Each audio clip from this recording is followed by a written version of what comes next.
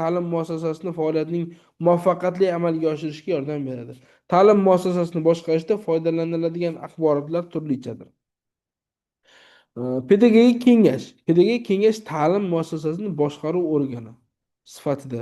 Pedagogik kengash bu ta'lim muassasasini boshqaruvdi, ya'ni ta'lim muassasalarida o'quv tarbiya jarayonini rivojlantirish, takomillashtirish, muassasa faoliyati bilan bog'liq barcha tashkiliy masalalarni muvofiqlashtirish, o'qituvchi va tarbiyachilarning kasbiy mahorati va ijodkorliklarini o'stirish maqsadida pedagogik xodimlarni birlashtiruvchi pedagogik kengash faoliyat ko'rsatadi. Pedagogik kengash ta'lim muassasasi jamoasining yuqori boshqaruv organi hisoblanadi.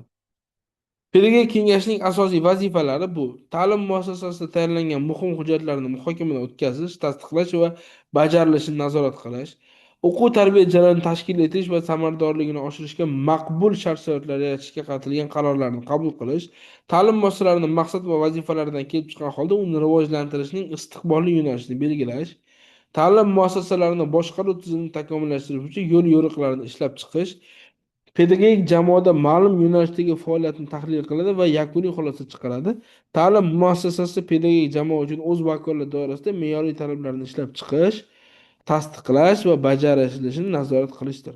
Pedagogik kengashning hujjatlari, uning ish rejasi, kengash yig'ilish bayonnomasi, yoziladigan muhrlangan daftar, kengash materiallari va yillik hisobotdan iborat hisoblanadi. Ta'lim muassasasining metodik kengashining faoliyat doirasi keng bo'lib, u tomonidan qo'yiladigan vazifalarga amalga oshiriladi. Diqqat qiling, biz birinchi pedagogik kengash haqida to'xtalib o'tdik. Endi metodik kengash. Pedagogik kengash bu faoliyatni, qarorlarni, xulosalarni, tahlillarni o'sha hammasini tahlil qilib, qaror qabul qilib, vazifalarni bajarilishini nazorat qiladigan kengash edi. Metodik kengash esa ta'lim jarayonida metodik ta'minotini holatini o'rganadi, ta'lim muassasasini metodik ishlarini tashkil etadi va muvofiqlashtirib boradi. Olib borilayotgan metodik ishlarni istiqbolini aniqlaydi, yo'nalish va fanlar bo'yicha metodika birlashmalariga umumiy rahbarlik qiladi va ular faoliyatini muvofiqlashtiradi. Ta'limga doir me'yoriy va metodik hujjatlarni o'rganadi, ularni o'quv jarayoniga tatbiq etish usullari yuzasidan tavsiya beradi. Ta'lim muassasasi o'quv metodik ishlarini ekspert sifatida baho berishni amalga oshiradi. O'quvchilarning g'oyaviy nazariy bilim darajasini oshiradi. Ular fan yutuqlari, pedagogik innovatsiyalar, ilmiy ommabop adabiyotlar bilan muntazam tanishib boradi. O'quvchilar ish rejalarini tuzilishi va bo'limlari mazmuni, ya'ni o'qituvchilarni mazmunli bo'yicha tavsiyalar beriladi. Ta'lim muassasasi ta'lim jarayonini qo'llash uchun ilg'or pedagogik texnologiyalarni ishlab chiqadi va ularning amaliyotga joriy etishini nazorat qilib boradi. O'qituvchilarning pedagogik va metodik mahoratini oshirishga doir ishlarni amalga oshiradi. Davlat ta'lim standartlari talablari, o'quv rejasi va dasturlarining bajarilishi holatini tahlil qiladi va tegishli tadbirni belgilaydi. Tashqi va ichki nazorat natijalariga davlat ta'lim standart tadbirlarining bajarilishida aniqlangan kamchiliklarni bartaraf etish chora-tadbirlarini belgilaydi va ularni bajarilishini nazorat qiladi. O'quv jarayoniga o'qitish metodikasini zamonaviy samarali usullarni olib kirish, pedagogik kadrlarning metodik jihatdan bilimlarini oshirish maqsadida o'quv seminarlar tashkil qiladi. Milliy mafkura va yoshlarda siyosiy ongni shakllantirishga doir ko'rsatmalar berib boradi. Bilimlarni nazorat qilish va ularni mustaqil ishlarini tashkil qilishga doir ko'rsatmalar beriladi. Yo'nalish va fanlar bo'yicha metodik birlashmalar hisobotini eshitish, muhokama qilish, ularni takomillashtirish yuzasidan tavsiyalar beriladi.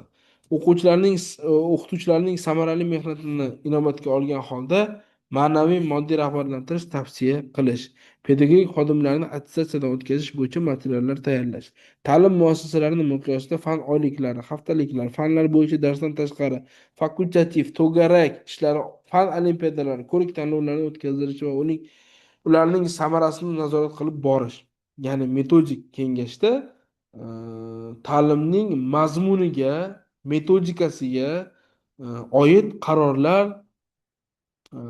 ekspertlar boshqa xulosalarni tahlili, qarori va uni bajarilish holatlari ko'rib chiqiladi va metodik kengash hujjatlarida ish rejasi, kengash yig'ilish bayonnomasi, kengash tomonidan tahlil qilingan materiallar, ekspert qilingan materiallar va ishlab chiqilgan metodik ishlar va yillik hisobotdan iborat hisoblanadi.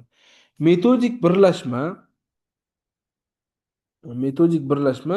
e, o'zida metodik kengashning vazifalarini aks ettiradi. Shu bilan birga metodik birlashma quyidagi vazifalar ham amalga oshiriladi. Ya'ni qo'shimcha fanlar bo'yicha taqvimiy, mavzuiy rejalarni tasdiqlashga tavsiya etish, oraliq va yakuniy nazoratlar uchun o'qituvchilar tomonidan tayyorlangan sinov materiallarini tasdiqlash, ilg'or o'qituvchilarning ish tajribalarini o'rganishni tashkil qilish va ommalashtirish, tegishli yo'nalish yoki fan bo'yicha ta'lim muassasalarida metodik ta'minotga bo'lgan ehtiyojni aniqlash, darslarni o'zaro kuzatishni tashkil qilish, natijalarni tahlil etish va mutaxassislikka amaliy yordam berish, ta'lim metodlarini o'rganish maqsadida ochiq darslarni tashkil etish, ilg'or pedagogik tajribalarga doir takliflarni o'rganish, umumlashtirish va ommalashtirish. Yosh mutaxassislarga metodik yordam berish, ko'rgazma va ko'rsatmali vositalardan foydalanish bo'yicha metodik tavsiyalarni berish va fan xonalarining me'yoriy hujjatlar talablariga asosida jihozlanganligini tashkil etish hisoblanadi. Va biz bugun ko'rib chiqdik, boshqaruv, menejerlik, menejmentlik, pedagogik kengash, metodik kengash va metod birlashma, bularning hammasini vazifalari, o'zi nimaligi, ularni qanday hujjat kerakligi hammasini ko'rib chiqdik. Va o'zimiz uchun, ya'ni nazorat uchun savollar, ya'ni olgan ma'lumotlarimizni mustahkamlash uchun quyidagi savollarga javob berib qo'yamiz. Bu bilimimizni mustahkamlash uchun hisoblanadi. Va e'tiboringiz uchun rahmat. Sizlar bilan O'zbekiston Milliy pedagogika universiteti pedagogika kafedrasi katta o'qituvchisi, pedagogika fanlari bo'yicha falsafa doktori Yo'ldayev Sardoxon Rashidxon o'g'li bo'ldi. Rahmat, sog' bo'ling.